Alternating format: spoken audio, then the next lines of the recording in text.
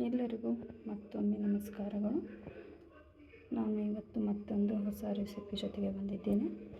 So ಇವತ್ತು ಬಂದುಬಿಟ್ಟು ಹೀರೆಕಾಯಿ ಪಲ್ಯ. ಮುಂಚೆ ಒಂದು ವಿಡಿಯೋದಲ್ಲಿ ಹೀರೆಕಾಯಿ ಎಣ್ಗಾಯಿ ಮಾಡೋದನ್ನು ಹಾಕಿದ್ದೆ. ಸೊ ಇವತ್ತು ಬಂದುಬಿಟ್ಟು ಹಾಗೆ ಕಟ್ ಮಾಡಿಬಿಟ್ಟು ಒಗ್ಗರಣೆ ಹಾಕೋಣ.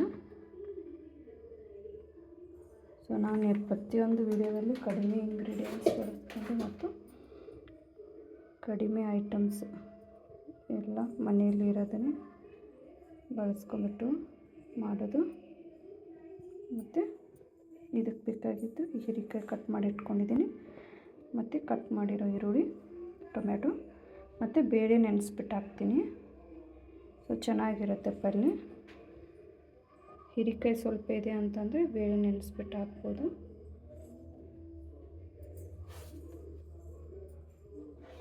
ಸೊ ಇವಾಗ ಎಣ್ಣೆ ಕಾಯಕ್ಕೆ ಹಾಕಿದ್ದೀನಿ. ಒಗ್ಗರಣೆಗೆ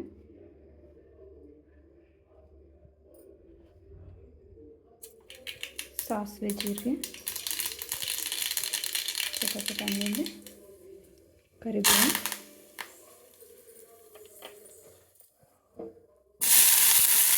ಈರುಳ್ಳಿ,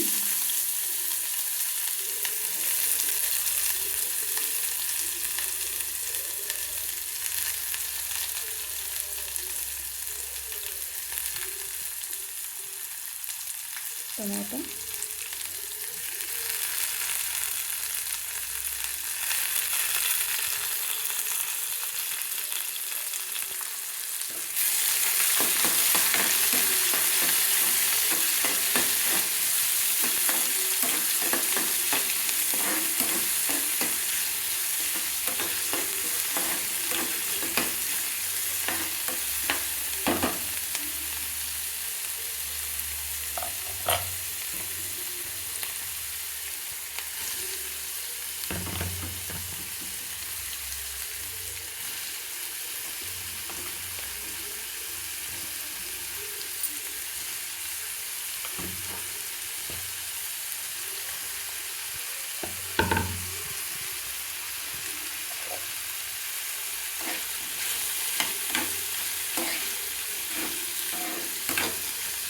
ಹೀರೆಕಾಯಿನೆಲ್ಲ ಹಾಕೋತಿದ್ದೀನಿ. ಒಗ್ಗರಣೆಗೆ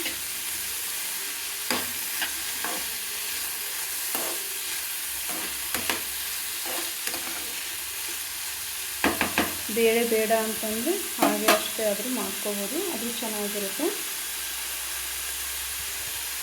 ರುಚಿಗೆ ತಕ್ಕಷ್ಟು ಉಪ್ಪು. ನಮ್ಮ ಮನೇಲಿ ನಾವು ಜಾಸ್ತಿ ಹಸಿ ಖಾರ ಯೂಸ್ ಮಾಡ್ತಾಯಿಲ್ಲ ಇವಾಗ.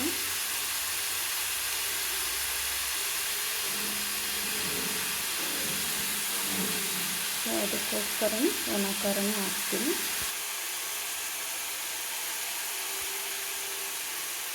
ಇದಕ್ಕೆ ನಾವು ಮಸಾಲೆ ಎಲ್ಲ ಮಿಕ್ಸ್ ಮಾಡಿ ಇಟ್ಕೊಂಡಿರ್ತೀವಿ. ಖಾರ ಕುದಿಸುವಾಗ ಉಪ್ಪು, ಎಣ್ಣೆ ಹಾಕಿಬಿಟ್ಟು ಕುದಿಸಿರ್ತಾರೆ. ಮತ್ತು ಖಾರ ಮಸಾಲೆ ಕುದಿಸೋದಂದ್ರೆ ಈರುಳ್ಳಿ, ಬೆಳ್ಳುಳ್ಳಿ ಎಲ್ಲನೂ ಈರುಳ್ಳಿನ ಫ್ರೈ ಮಾಡಿಕೊಂಡು ಬೆಳ್ಳುಳ್ಳಿ, ಕೊತ್ತಂಬರಿ, ಕರಿಬೇವು ಎಲ್ಲ ಹಾಕಿಬಿಟ್ಟು ಖಾರನ ಕುದಿಸಿಟ್ಕೊತೀವಿ. ಮಸಾಲೆನೂ ಹಾಕ್ಕೊಂಡಿರ್ತೀವಿ.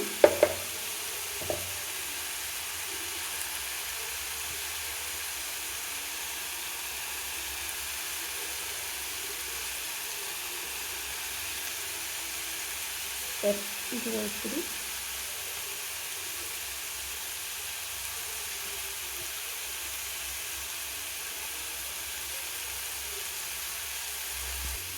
ಸ್ವಲ್ಪ ಟೇಸ್ಟಿಗೆ ಗರಂ ಮಸಾಲೆ ಹಾಕ್ತಿದ್ದೀನಿ ಇವತ್ತು.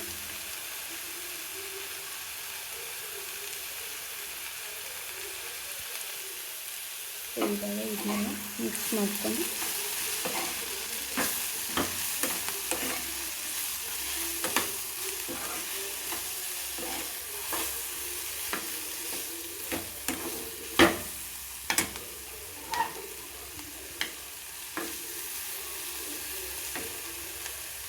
ಇವಾಗ ನೆನೆ ಇಟ್ಟಿದ್ರು, ತೊಳೆದ್ಬಿಟ್ಟು ನೆನೆ ಇಟ್ಕೊಂಡಿದ್ದೆ ಬೇಳೆನ ನೀರು ಸಮೇತ ಹಾಕ್ತಾಯಿದ್ದೀನಿ. ಕುದಿಲಿಕ್ಕೆ ಎಷ್ಟು ಬೇಕು ಅಷ್ಟು ನೀರು ಹಾಕ್ಕೊಳ್ಳಿ. ಪಲ್ಯ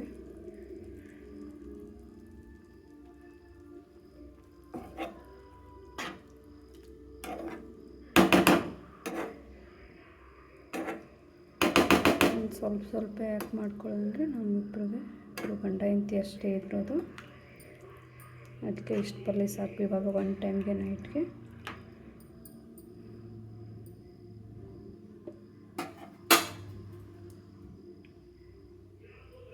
ಸೊ ಇವಾಗ ಮುಚ್ಚಳ ಕುದಿಲಿಕ್ಕೆ ಬಿಡೋಣ ಪಲ್ಯನ. ನೋಡಿ ಎಷ್ಟು ಚೆನ್ನಾಗಿರುತ್ತೆ ಪಲ್ಯ, ನೋಡಿ ಚೆನ್ನಾಗಿ ತಿನ್ಬೇಕು ಅನಿಸ್ತಾ ಇದೆ.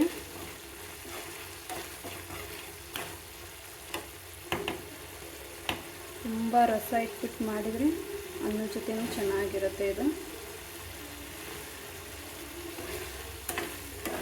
ಇಲ್ಲ ನಮಗೆ ಜಾಸ್ತಿ ರಸ ಬೇಡ ಅಂತಂದರೆ ಅಷ್ಟೇ, ನಿಮಗೆ ಪಲ್ಯಕ್ಕೆ ಎಷ್ಟು ಅಷ್ಟು ನೋಡ್ಕೊಂಡ್ಬಿಟ್ಟು.